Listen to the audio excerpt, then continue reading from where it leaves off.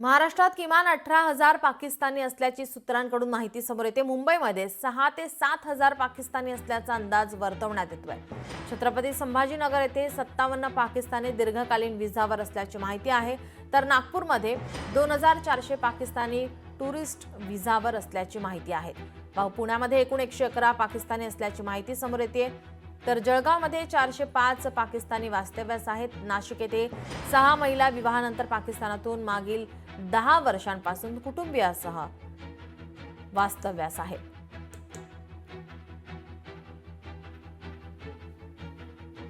आपले प्रतिनिधी अमोल धर्माधिकारी आपल्या सोबत जोडलेले आहेत। अमोल, अतिशय धक्कादायक बातमी आपण पाहतोय। महाराष्ट्रात किमान 18,000 पाकिस्तानी असल्याची सूत्रांकडून माहिती मिळते। नक्कीच धक्कादायक ही सगळी माहिती समोर आलेली आहे। पहलगाम येथे जो दहशतवादी हल्ला झाला त्यानंतर पुन्हा भारत विरुद्ध पाकिस्तान असा सामना आहे तो आपल्याला पाहायला मिळते आणि त्यामध्येच आता जी माहिती समोर आलेली आहे त्यानुसार महाराष्ट्र राज्यामध्ये जवळपास 18,000 पाकिस्तानी नागरिक राहत असल्याची माहिती समोर आलेली आहे। यामध्ये मुंबईमध्ये जवळपास 6 ते 7,000 नागरिक आहेत, तर पुण्याची संख्या आपण पाहिली तर ती जवळपास 111 वर आहे।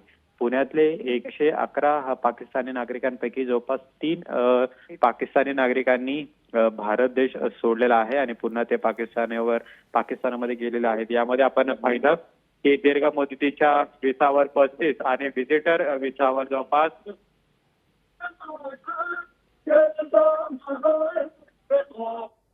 जी अमोल, काही तांत्रिक अडचणींमुळे त्यांचा आवाज आपल्यापर्यंत पोहोचत नाहीये।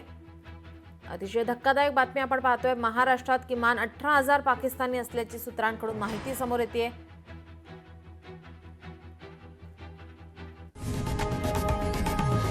लोकशाही मराठी ऐका, पहा, जागरूक रहा।